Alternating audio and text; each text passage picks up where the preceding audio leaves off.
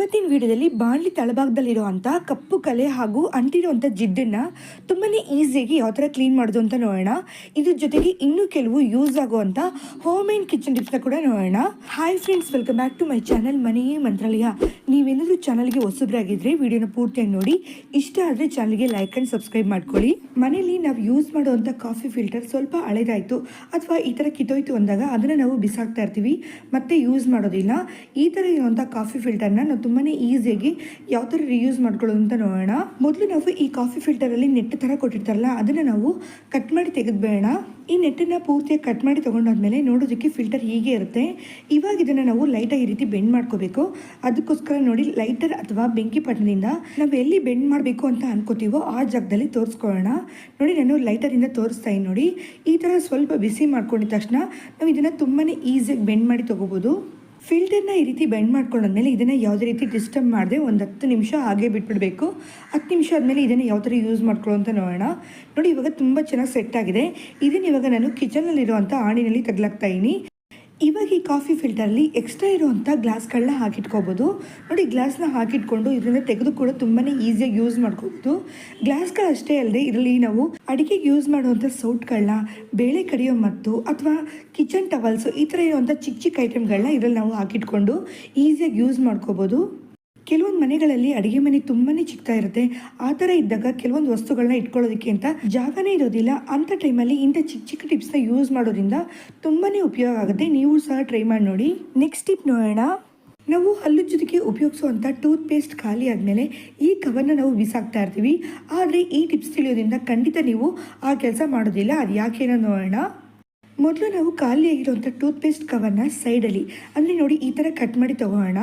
Cut ಮಾಡಿ ತೊಗೊಂಡಾದ್ಮೇಲೆ ಈ tooth paste ಕವರ್ನಲ್ಲಿ ಇನ್ನೂ ಸ್ವಲ್ಪ ಪೇಸ್ಟ್ ಇರೋದ್ರಿಂದ ಇದನ್ನು ನಾವು ಪೂರ್ತಿಯಾಗಿ ಕ್ಲೀನ್ ಮಾಡಿ ತೊಗೊಳ್ಳೋಣ.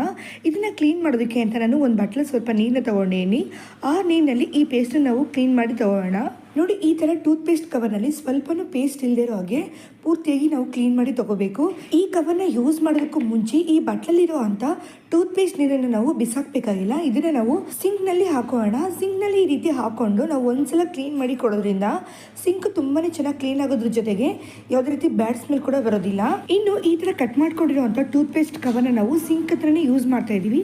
ಆದರೆ ಸಿಂಕ್ನಲ್ಲ, ಸಿಂಕ್ ಮೇಲ್ಗಡೆ ಇರುವಂಥ ಟ್ಯಾಬ್ನಲ್ಲಿ, ಸಿಂಕ್ನಲ್ಲಿ ಪಾದ ತೊಳಿಬೇಕಾದಾಗ ಅಥವಾ ಕೈ ತೊಳಿಬೇಕಾದಾಗ ನಮಗೆ ಗೊತ್ತಿಲ್ಲೇನೋ ಈ ಟ್ಯಾಪ್ನ ನಾವು ಪೂರ್ತಿಯಾಗಿ ಓಪನ್ ಮಾಡಿ ಇಟ್ಕೊಂಡು ಕ್ಲೀನ್ ಮಾಡ್ತಾ ಇರ್ತೀವಿ. ಇದರಿಂದ ಏನಾಗುತ್ತೆ ಅಂದರೆ ಟ್ಯಾಪ್ನಲ್ಲಿ ನೀರು ತುಂಬ ದಪ್ಪಗೆ ಜೋರಾಗಿ ಬರೋದ್ರಿಂದ ತುಂಬ ಹೆಚ್ಚಿನ ನೀರು ವೇಸ್ಟ್ ಆಗ್ತಿರುತ್ತೆ. ಈ ಥರ ಆಗದಿರೋದಕ್ಕೋಸ್ಕರ ನೋಡಿ, ಕಟ್ ಮಾಡಿರುವಂಥ ಈ ಟೂತ್ ಪೇಸ್ಟ್ ಕವರ್ ನಾವು ಈ ಟ್ಯಾಪ್ನಲ್ಲಿ ಇಟ್ಕೊಳ್ಳೋಣ. ಈ ಟೂತ್ ಪೇಸ್ಟ್ ಕವರು ಟ್ಯಾಪ್ನಿಂದ ಬಿಚ್ಕೊಳ್ಳಿರೋದಕ್ಕೆ ಅಂತ ಇದ್ರ ಮೇಲ್ಗಡೆ ನಾವು ಗಮ್ ಅಥವಾ ಸೆಲೋಟೇಪಿಂದ ಸ್ಟಿಕ್ ಮಾಡ್ಕೊಳ್ಳೋಣ. ಇವಾಗ ನೋಡಿ, ನಾವು ಟ್ಯಾಪ್ನ ಪೂರ್ತಿಯಾಗಿ ಓಪನ್ ಮಾಡಿದ್ರು ಇದರಿಂದ ಸ್ವಲ್ಪ ಸಣ್ಣಗೆ ನೀರು ಬರ್ತಾ ಇರುತ್ತೆ. ಇದರಿಂದ ತುಂಬ ಹೆಚ್ಚಾಗಿ ನೀರು ವೇಸ್ಟ್ ಆಗೋದಿಲ್ಲ. ಇದಷ್ಟೇ ಅಲ್ಲದೆ ಇದನ್ನ ನಾವು ರೊಟೇಟಿಂಗ್ ಟ್ಯಾಪ್ ಕೂಡ ಯೂಸ್ ಮಾಡ್ಕೋಬಹುದು. ಅಂದ್ರೆ ನೋಡಿ, ನೀರನ್ನ ನಾವು ಮೂಲೆ ಕೂಡ ತಿರುಗಿಸ್ಕೊಂಡು ತುಂಬಾನೇ ಈಸಿಯಾಗಿ ಕ್ಲೀನ್ ಮಾಡ್ಕೋಬಹುದು. ಈ ಟಿಪ್ಸ್ ನಿಮಗೆ ಇಷ್ಟ ಆಗಿದ್ರೆ ಮರಿದೇ ವಿಡಿಯೋಗೊಂದು ಲೈಕ್ ಕೊಟ್ಟು ನೀವು ಫ್ರೆಂಡ್ಸ್ ಅಂಡ್ ಫ್ಯಾಮಿಲಿ ಕೂಡ ಶೇರ್ ಮಾಡಿ, ಅವ್ರಿಗೂ ಸಹ ಯೂಸ್ ಆಗುತ್ತೆ. ನೆಕ್ಸ್ಟ್ ಟಿಪ್ ನೋಡೋಣ. ಇವಾಗೆಲ್ಲ ನಾವು ಬಟ್ಟೆ ಒಗೆಯೋದಕ್ಕೆ ಸೋಪ್ ಪೌಡರ್ ಬದಲಾಗಿ ಸೋಪ್ ಲಿಕ್ವಿಡ್ನ ಯೂಸ್ ಮಾಡ್ತಾ ಇರ್ತೀವಿ. ಈ ಥರ ಇರುವಂಥ ಲಿಕ್ವಿಡ್ ಖಾಲಿ ಆದಮೇಲೆ ಇದನ್ನು ನಾವು ಬಿಸಾಕ್ತಾ ಇರ್ತೀವಿ. ಇನ್ಮೇಲೆ ಆ ರೀತಿ ಮಾಡದೆ ಇದನ್ನು ತುಂಬಾ ಈಸಿಯಾಗಿ 2 ಥರ ನಾವು ರಿಯೂಸ್ ಮಾಡ್ಕೋಬೋದು. ಅದು ಹೇಗೆ ಅನ್ನೋದು ನೋಡೋಣ. ಸೋಪ್ ಲಿಕ್ವಿಡ್ ಖಾಲಿ ಆದಮೇಲೆ ಈ ಬಾಟಲ್ನ ನಾವು ಪೂರ್ತಿ ಕ್ಲೀನ್ ಮಾಡಿಕೊಂಡು ಅದ್ರ ಮೇಲ್ಗಡೆ ಇರುವಂಥ ಸ್ಟಿಕ್ಕರ್ನ ತೆಗೆದುಬೇಡ. ಇವಾಗ ನೋಡಿ, ಇದ್ರ ಮೇಲ್ಗಡೆ ಕಟ್ ಮಾಡೋದಕ್ಕೆ ಅಂತ ನಾನು ಈ ಶೇಪ್ನಲ್ಲಿ ಡ್ರಾ ಮಾಡ್ಕೋತಾ ಇದ್ದೀನಿ. ಈ ಥರನೇ ಡ್ರಾ ಮಾಡ್ಕೋಬೇಕು ಅಂತ ಏನಿಲ್ಲ, ನಾವು ಸ್ಟ್ರೈಟಾಗಿ ಕೂಡ ಡ್ರಾ ಮಾಡ್ಕೊಂಡು ಕಟ್ ಮಾಡ್ಕೊಳ್ಳೋಣ. ಇವಾಗ ಇದನ್ನ ಕಟ್ ಮಾಡ್ಕೊಂಡಾದ್ಮೇಲೆ ತುಂಬಾ ಚೆನ್ನಾಗಿ ಕಾಣಿಸ್ತಿರೋವಂಥ ಒಂದು ಪ್ಲಾಸ್ಟಿಕ್ ಬಾಟ್ಲು ರೆಡಿಯಾಗಿ ಸಿಗುತ್ತೆ. ಈ ಥರ ರೆಡಿಯಾಗಿ ಸಿಕ್ಕಿರೋವಂಥ ಇದನ್ನು ನಾವು ಕಿಚನಲ್ಲಿರುವಂಥ ಕೌಂಟರ್ ಟಾಪ್ ಮೇಲ್ಗಡೆ ಇಟ್ಟು ಯೂಸ್ ಮಾಡ್ಕೊಳ್ಳೋಣ. ಈ ಥರ ಇದನ್ನು ಇಟ್ಕೊಂಡಾದ್ಮೇಲೆ ಇದ್ರಲ್ಲಿ ನಾವು ಅಡುಗೆ ಮಾಡೋದಕ್ಕೆ ಯೂಸ್ ಮಾಡುವಂಥ ಸೌಟ್ಗಳನ್ನ ಹಾಕಿಟ್ಕೋಬೋದು. ನೋಡೋದಕ್ಕೆ ತುಂಬ ಚೆನ್ನಾಗಿ ಕಾಣಿಸೋದ್ರ ಜೊತೆಗೆ ಈಸಿಯಾಗಿ ಕೂಡ ನಾವು ತೆಗೆದು ಯೂಸ್ ಮಾಡ್ಕೋಬೋದು. ಇದಷ್ಟೇ ಅಲ್ಲದೆ ಇದ್ರಲ್ಲಿ ನಾವು ಬೆಳ್ಳುಳ್ಳಿ ಇದ್ರೆ ಬೆಳ್ಳುಳ್ಳಿನ ಅಥವಾ ಟೊಮೆಟೊ ಅಥವಾ ಆಲೂಗಡ್ಡೆ ಈ ಥರ ಇರುವಂಥ ತರಕಾರಿಗಳನ್ನ ನಾವು ಹಾಕಿಟ್ಕೊಂಡು ಯೂಸ್ ಮಾಡ್ಕೋಬೋದು. ನೋಡೋದಕ್ಕೆ ತುಂಬಾ ಚೆನ್ನಾಗಿ ಕಾಣಿಸುತ್ತೆ. ಇನ್ನು ಈ ಬಾಟಲ್ ಮೇಲ್ಗಡೆ ಕಟ್ ಮಾಡ್ಕೊಂಡಿರುವಂಥ ಈ ಪೀಸನ್ನ ನಾವು ಬಿಸಾಕಬೇಕಾಗಿಲ್ಲ. ಇದ್ರ ಮೇಲ್ಗಡೆ ನಾವು ಪೇಂಟಿಂಗ್ ಮಾಡಿಕೊಂಡು ಅಥವಾ ಹಾಗೆ ಕೂಡ ನಾವು ಇದರಲ್ಲಿ ನಾವು ಗಿಡಗಳನ್ನ ಇಟ್ಕೊಂಡು ಯೂಸ್ ಮಾಡ್ಕೋಬಹುದು. ಅಂದ್ರೆ ಮನಿ ಪ್ಲಾಂಟ್ಸ್ ಈ ತರ ಇರುವಂತ ಚಿಕ್ಕ ಚಿಕ್ಕ ಗಿಡಗಳನ್ನ ಇದರಲ್ಲಿ ಇಟ್ಕೊಂಡು ಯೂಸ್ ಮಾಡ್ಕೋಬಹುದು. ನೋಡೋದಕ್ಕೆ ತುಂಬಾನೇ ಚೆನ್ನಾಗಿ ಕಾಣಿಸುತ್ತೆ. ಈ ಟಿಪ್ಸ್ ನಿಮಗೆ ಇಷ್ಟ ಆಗಿದ್ರೆ ಖಂಡಿತ ಒಂದ್ಸಲಿನಾದ್ರೂ ಟ್ರೈ ಮಾಡಿ, ಏನಕ್ಕಾದ್ರೂ ಯೂಸ್ ಆಗೇ ಆಗುತ್ತೆ. ನೆಕ್ಸ್ಟ್ ಟಿಪ್ ನೋಡೋಣ. ನಾವು ಕಿಚನಲ್ಲಿ ಯೂಸ್ ಮಾಡುವಂಥ ಬಾಣಲಿ ಒಳಗಡೆ ತುಂಬಾ ಚೆನ್ನಾಗಿರುತ್ತೆ, ಆದರೆ ನೋಡಿ ಇದ್ರ ಹಿಂದ್ಗಡೆ ಅಂದರೆ ತಳಭಾಗದಲ್ಲಿ ಎಷ್ಟು ಕಪ್ಪಗಾಗಿದೆ ಅಂತ. ಇದ್ರ ಜೊತೆಗೆ ತುಂಬಾ ಅಂಟಂಟಾಗಿರುವಂಥ ಎಣ್ಣೆ ಜಿಡ್ ಕೂಡ ಇರುತ್ತೆ. ಈ ಥರ ಇರುವಂಥ ಕರೆನ ನಾವು ತುಂಬಾ ಈಸಿಯಾಗಿ ಯಾವ ಥರ ಕ್ಲೀನ್ ಮಾಡ್ಕೊಳ್ಳೋದು ಅಂತ ನೋಡೋಣ. ಮೊದಲು ಒಂದು ಬಟ್ಲು ತೊಗೊಂಡಿನಿ, ಆದಷ್ಟು ಗಾಜಿನ ಬಟ್ಲಿದ್ರೆ ಯೂಸ್ ಮಾಡಿ. ಅದರಲ್ಲಿ ನಾವು ಹಾರ್ಪಿಕ್ನ 1 ಟೇಬಲ್ ಸ್ಪೂನಷ್ಟು ಹಾಕೋಣ. ಟಾಯ್ಲೆಟ್ ಕ್ಲೀನ್ ಮಾಡೋದಕ್ಕೆ ಯೂಸ್ ಮಾಡುವಂಥ ಹಾರ್ಪಿಕ್ನ 1 ಟೇಬಲ್ ಸ್ಪೂನಷ್ಟು ಯೂಸ್ ಮಾಡ್ಕೊಳ್ಳೋಣ. ನೆಕ್ಸ್ಟ್ ಇದರಲ್ಲಿ 1 ಟೇಬಲ್ ಸ್ಪೂನಷ್ಟು ಪುಡಿ ಉಪ್ಪನ್ನ ಹಾಕೋತಾ ಇದೀನಿ. ಇದ್ರ ಜೊತೆಗೆ 1 ಟೇಬಲ್ ಸ್ಪೂನಷ್ಟು ವಿನಿಗರ್, ಚೈನೀಸ್ ಫುಡ್ ಹಾಗೂ ಕೆಲವೊಂದು ಅಡುಗೆಗಳಿಗೆ ಯೂಸ್ ಮಾಡುವಂಥ ವಿನಿಗರ್ನ 1 ಟೇಬಲ್ ಸ್ಪೂನಷ್ಟು ಹಾಕೋತಾ ಇದೀನಿ. ಇದಾದ್ಮೇಲೆ ಕೊನೆಯದಾಗಿ ಇದರಲ್ಲಿ ಅಡುಗೆ ಸೋಡಾನ ಹಾಕೋಣ. ಇದಿಷ್ಟನ್ನು ಹಾಕೊಂಡಾದ್ಮೇಲೆ ಇದನ್ನ ಇವಾಗ ನಾವು ಚೆನ್ನಾಗಿ 1 ಸ್ಪೂನಿಂದ ಮಿಕ್ಸ್ ಮಾಡ್ಕೊಳ್ಳೋಣ. ಇದನ್ನ ಮಿಕ್ಸ್ ಮಾಡಿದ ತಕ್ಷಣ ಇದರಿಂದ ನೊರೆ ಹೇಗೆ ಬರ್ತಿದೆ ನೋಡಿ, ಈ ಥರ ಬಂದಿರೋವಂಥ ನೊರೆಯಿಂದನೇ ಬಾಣಲಿ ಮೇಲಿರೋವಂಥ ಕಪ್ಪು ಕರೆನ ನಾವು ತುಂಬಾ ಈಸಿಯಾಗಿ ತೆಗಿಬೋದು. ಇವಾಗ ಈ ನೊರೆನ ನಾವು ಹಾಗೆ ಬಾಣಲಿ ಮೇಲ್ಗಡೆ ಹಚ್ಕೊಳ್ಳೋಣ. ನೋಡಿ ನಾನು ಕಪ್ಪಗಿರೋವಂಥ ಜಾಗದ ಮೇಲ್ಗಡೆ ಪೂರ್ತಿಯಾಗಿ ಹಚ್ಕೋತಾ ಇದೀನಿ. ಈ ಥರ ರೆಡಿ ಮಾಡ್ಕೊಂಡಿರೋವಂಥ ಲಿಕ್ವಿಡ್ನ ಬಾಣಲಿ ಮೇಲ್ಗಡೆ ಹಚ್ಕೊಂಡಾದ್ಮೇಲೆ ಇದ್ರ ಮೇಲ್ಗಡೆ ನಾವು ಪೇಪರ್ನ ಅಂದರೆ ನ್ಯೂಸ್ ಪೇಪರ್ನ ಹಾಕಿ ಹಾಗೆ ಬಿಟ್ಬಿಡ್ಬೇಕಾಗುತ್ತೆ. ಈ ಥರ ಹಾಕಿ ಒಂದು 30 ನಿಮಿಷದವರೆಗೂ ಹಾಗೆ ಬಿಟ್ಬಿಡಬೇಕು. 30 ನಿಮಿಷ ಆದಮೇಲೆ ಇದ್ರ ಮೇಲ್ಗಡೆ ಇರುವಂಥ ಪೇಪರ್ನ ತೆಗೆದು ಇದನ್ನು ನಾವು ಕ್ಲೀನ್ ಮಾಡ್ಕೊಳ್ಳೋಣ.